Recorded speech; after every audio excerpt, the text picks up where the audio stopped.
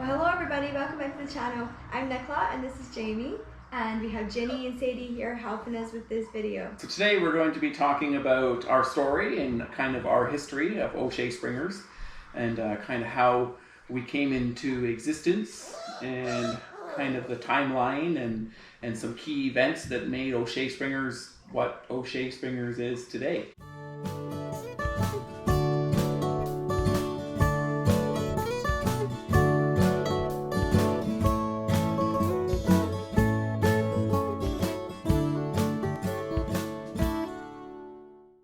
Stay tuned to the end of this video. We have a sneak peek of our newest letter. This will be called from Pippa and Remy.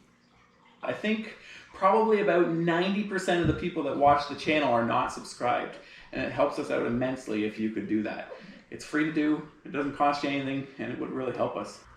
So we were married in 2009 and our kids were born 2010 and 2012, and it was right about that time that we decided, you know what, we need a dog. Because I grew up with dogs, Jamie grew up with dogs, I grew up with Chihuahuas, and he had a Dalmatian. So we kind of wanted a dog that was going to be somewhat in the middle size-wise, but one that was going to be loving and affectionate and one that was going to be a really good fit for our family. So we came across the English Springer Spaniel. Yeah, and we also needed, being a new young family, we wanted one that was also affordable too. And we came across the English Springer Spaniel. Our first introduction to one, or my first introduction, was when I was on a service call. I'm in the heating and cooling industry, and I was laying on my side. I remember it like it was yesterday. I was laying on my side hooking up a gas stove, and this dog came up to me, walked over. I didn't know he was even there behind me, and kind of nudged me as though, you know, pet me. And so then I kind of looked at it and it pet it, and I said to the homeowner, I said, "What kind of dog is this?" Knowing that this was a cute dog and was very calm, and they said, "Oh, it's an English Springer Spaniel." So that night I went home to Nicola and I said, "Nicola, we need to get an English Springer Spaniel." And I think I said, "What's an English Springer Spaniel?" And we found an English Springer Spaniel that was available, and we drove and we picked her up. And that was Mindy. So Mindy we got in St. Thomas. She was not registered. She was a black and white. So yeah, we had her, and then she got older and we decided that we wanted to have a litter of puppies. So we studded out Mindy, found a breeder that was willing to work with us, and we brought her to them, and then we had puppies.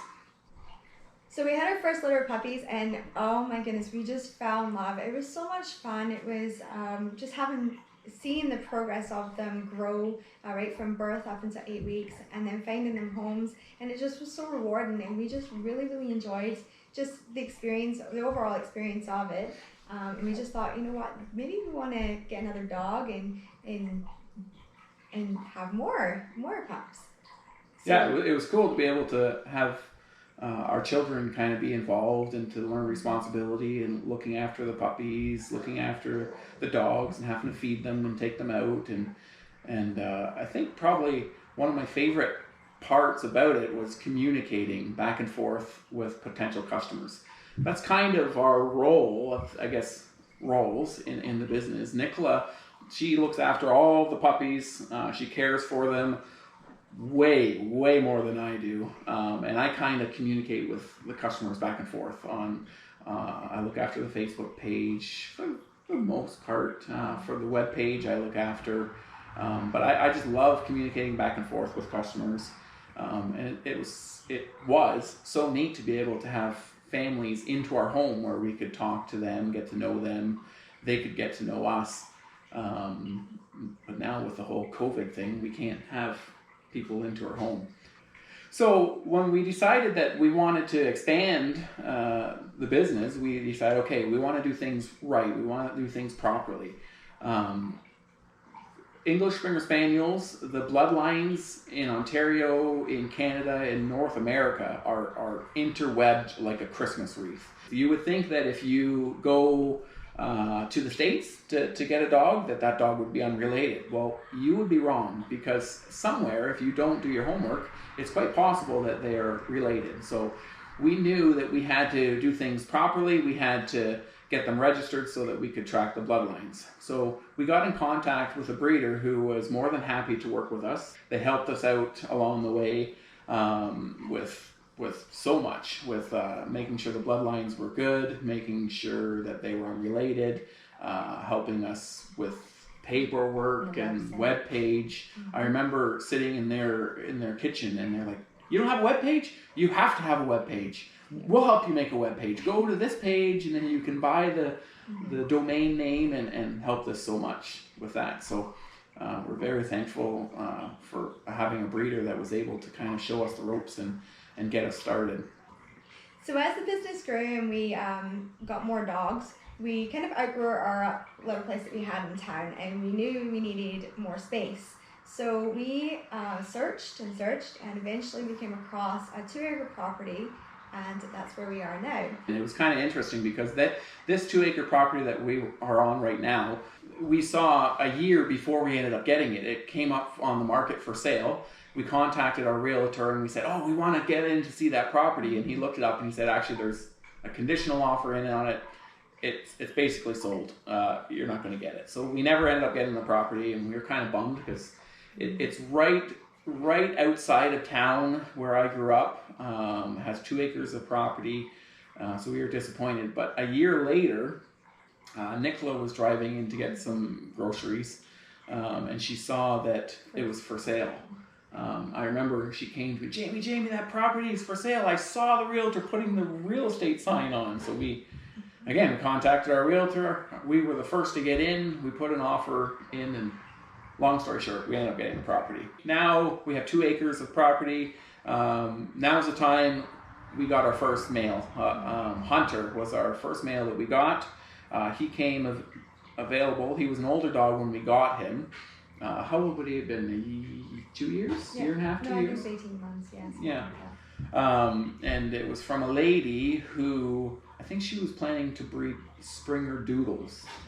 So he was the Springer side of things. So he was our liver tri-roan boy that we got. And he was the one who introduced us to the roan. I don't think we even knew what roan was before we saw Hunter. Yeah. And we just fell in love with him. He was so gorgeous. And especially that roan genetic. Yeah, roan was, well, it still is quite rare. There are people that have no idea what roan is. But, years ago, it was super rare. To get a roan dog was just kind of very difficult. So we got Hunter, and he has sired a lot of our litters. Hunter, it's interesting. Hunter never lapped up water. You know how dogs lap it up. He stuck his whole head in and he sucked it. He like a vacuum cleaner, just inhaled the water up. He was such a goofy boy. Yeah, I remember having a customer of ours who has 2 of our dogs. She came back and met Hunter, and Mickey is her name. She was in meeting Hunter, and Hunter put his head in the pail and then pulled it out and just shook his head and just soaked us all. Yeah. So at that point we had 4 dogs, and from then on that kind of just got the snowball going. We ended up keeping puppies from the girls that we had, and yeah. So as we got the property, there was a lot of renovation projects that needed to be done. It was 2 acres but didn't have a fence, so we put the fence in and upgraded the kennel and got heat in there and air conditioning. And it's funny, we joke about it and said that the kennel had air conditioning before our house did. But had to keep the dogs nice and cool. So one thing we really, really enjoyed before COVID-19 was getting to know families and having them into our home and interacting with them. We get so many questions about our dogs. We get questions about English Springers in general, and it's just so nice building that relationship with people. And so this is really why we built our YouTube channel, is to really give people the opportunity to kind of get to know us as well as the dogs from afar. With COVID, everything has kind of shifted. Everything has changed. So we're encouraged, or it's necessary to not have a personal face-to-face interaction with customers. So we've kind of tried to morph and change and still keep a personal relationship with customers. We have our webpage. If you haven't seen our webpage, it's www.professionalizing.com. O'Shea Springers with an S.com, and where people can see our puppies available. Shh, they can't hear. Puppies available. You can see our females that we have, our dogs that we have. We also have a Facebook. We utilize Facebook. So we have a Facebook page and a Facebook group. Facebook group is for people who have had one of our dogs or have one of our dogs. We limit it to that. People that don't have one of ours are more than welcome to join our Facebook page. If you search O'Shea Springers, you'll find it there. I think there's 1,200 people on there. So we post pictures on there. We post links to our videos to the YouTube channel on there as well. So if you just want to get that puppy fix, if you want to see the cute videos, that's the page for you. So the group was really, really fantastic idea.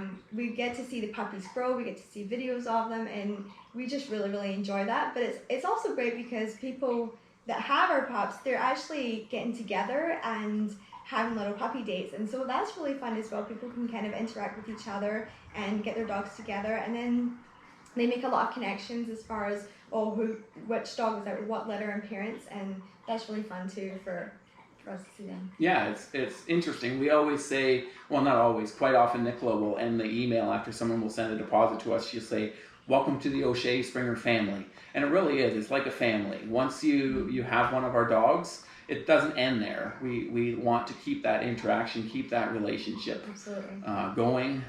Any advice or any questions or pictures that you want to share, we love to hear from you.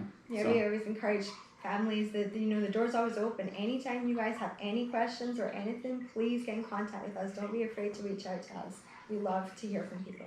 Yeah, that'll wrap it up for now. Thanks so much for watching. And again, if you don't mind, if you could hit that subscribe button, hit the like button. The YouTube algorithms really like it, and it shows more exposure to our channel. Leave a comment down below. Any suggestions you have on future videos, we would love to make them. Sometimes it's difficult to come up with new ideas and what people are interested in hearing about. So until next time, we'll see you later. See ya. Bye from Ginny. Bye. From Sadie. See you later. Bye. Bye.